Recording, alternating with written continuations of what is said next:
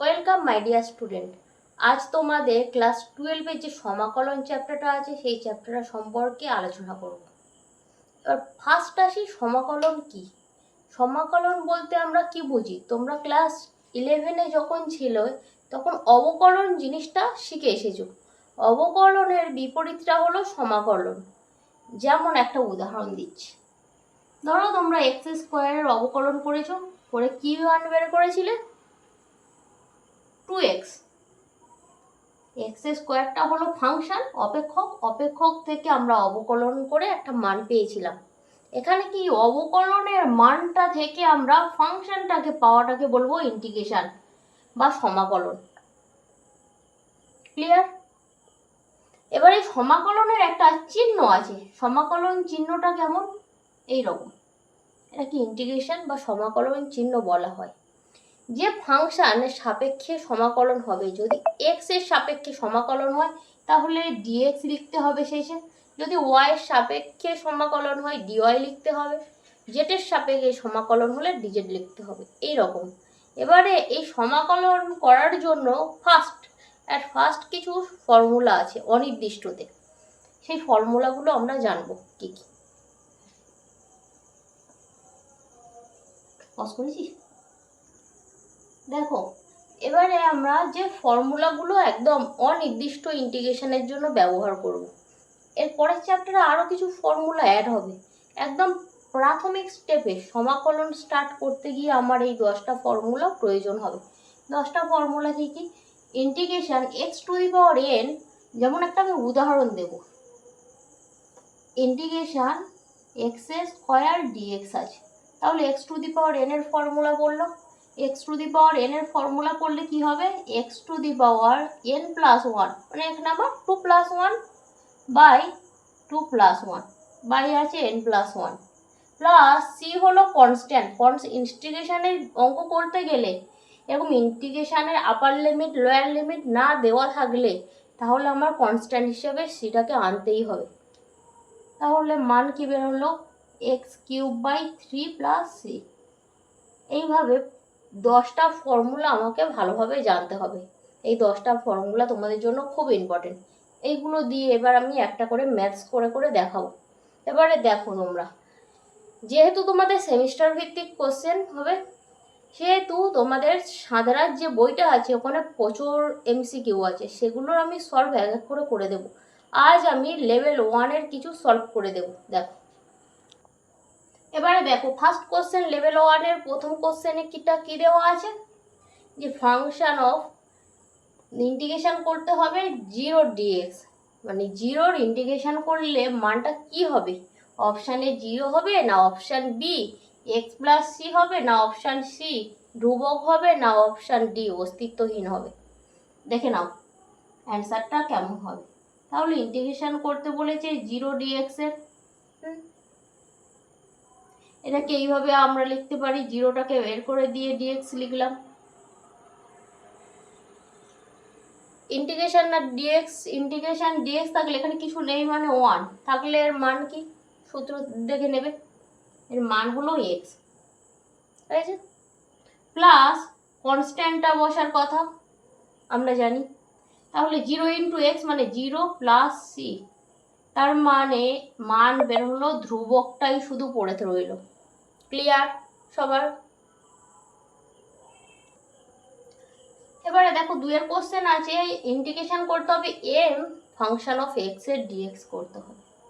এর ওপরে 4টে অপশান দেওয়া আছে, তাহলে আমার অঙ্কটা কেমনভাবে আমি করব?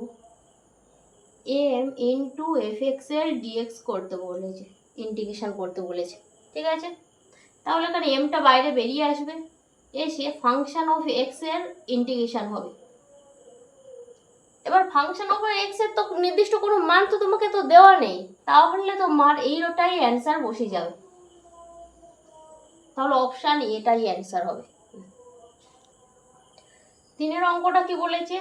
M into f dash m x এর ইন্টিগ্রেশন করতে বলেছে, তাহলে m into f dash m x এর ইন্টিগ্রেশন করতে বলেছে, কার সাপেক্ষে? এক্স এর সাপেক্ষে, তাহলে এখানে হবে ডিএক্স, ঠিক আছে?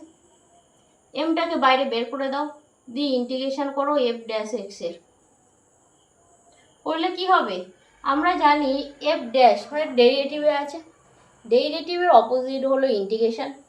তাহলে এখানে গিয়ে কি হবে এম, তাহলে এফ ড্যাশ এক্স আর হবে না, এম এক্স বাই এক্সের সাথে এম আছে ওই জন্য এমটা বাই আকারে আসবে প্লাস সি। তাহলে সমান কি হলো function of M X plus C, 3-এর এটা অ্যান্সার হয়েছে। এবার কি বলেছে তোমার এক্স জিরোর ইন্টিগ্রেশন করতে, করলে কি মানটা আসবে, তাহলে ইন্টিগ্রেশন করতে বলেছে x to the power zero dx এর ইন্টিগ্রেশন করলে দেখো এক্স টু দি পাওয়ার কি ছিল এন থাকলে এন প্লাস ওয়ান হবে, তাহলে 0+1 হবে বাই 0+1 প্লাস সি, তাহলে কি হলো x by 1 plus C, answer তাহলে হলো x plus C, option B, এটা হলো সঠিক অ্যান্সার হয়েছে সবার।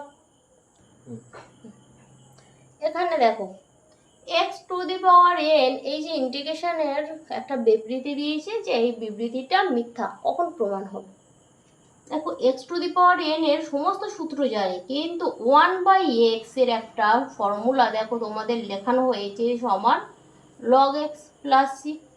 তাহলে এক্ষেত্রে x to the power integration এরকমভাবে যদি লেখা যায় x to the power -1 dx দিয়ে যদি x to the power n এর ফর্মুলাতে বসানো যেত, তাহলে এই বিবৃতিটা মিথ্যা হতো। কেন, এই একটা কন্ডিশনে এন এর মান যখন -1 হবে তখন এই একটাই কন্ডিশনে এই ফর্মুলাটা কাজ করবে না, তাহলে অপশান সিটা হলো সঠিক।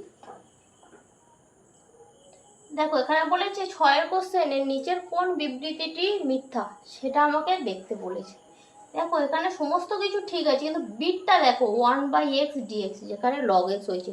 একটু আগে একটা কোশ্চেনে বলেছিলাম এক্স এর এই যে এন মানটা, এটা হলো স্পেশাল কন্ডিশন, এন এর মান -1 হলে জাস্ট একমাত্র এই রুলসটা চেঞ্জ হয়ে যাবে, তাহলে এক্স সমস্ত এক্স বিলংস করবে না, আর এইটা অ্যান্সারটা বিটটা হবে, একদম পরিষ্কার বোঝা যাচ্ছে।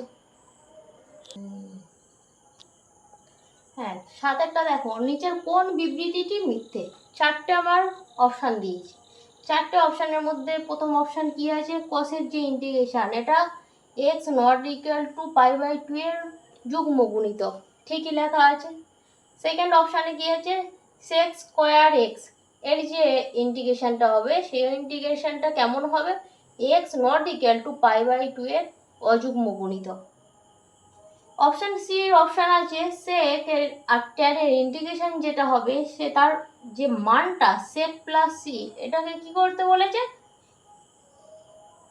এক্স নট ইকুয়াল টু π/2 এর যুগ্ম গুণিতক, এই জায়গাতে ভুল লেখা আছে, এটা কি হবে এটা অযুগ্ম গুণিতক হবে, তাহলে আমার অ্যান্সার সিটটা হবে। নেক্সট কোশ্চেন দেখো 8-এরটা, ইন্টিগ্রেশন করতে বলেছে এ টু দি পাওয়ার এক্স এর, ঠিক আছে 4টে অপশান দিয়েছে যার মধ্যে দুটো অপশান সি আর ডি পরিষ্কার দেখতে পাচ্ছ ভুলই আছে একেবারে। এবার এ আর বি দুটো মান তো একদম ঠিকই আছে, তার মধ্যে কোন অপশানটা সঠিক হবে, দেখো এ অপশানের শর্ত বলেছে এ কে বড় হতে হবে 0 থেকে, এটাও ঠিক আছে। এবার তাতে একটা কন্ডিশন দেখো এর মান কখনো 1 হতে পারবে না, এর মান যদি 1 হয়ে যায় 1-এর পাওয়ার যাই থাকুক সেটা 1 হয়ে যাবে, গেলে মানটা এই সূত্রেতে তখন আর পড়বে না, তখন অন্য সূত্রেতে ট্রান্সফার হয়ে যাবে, তাহলে অপশান বি এ কে কখনো নট ইকুয়াল টু 1 কখনো 1 হতে পারবে না।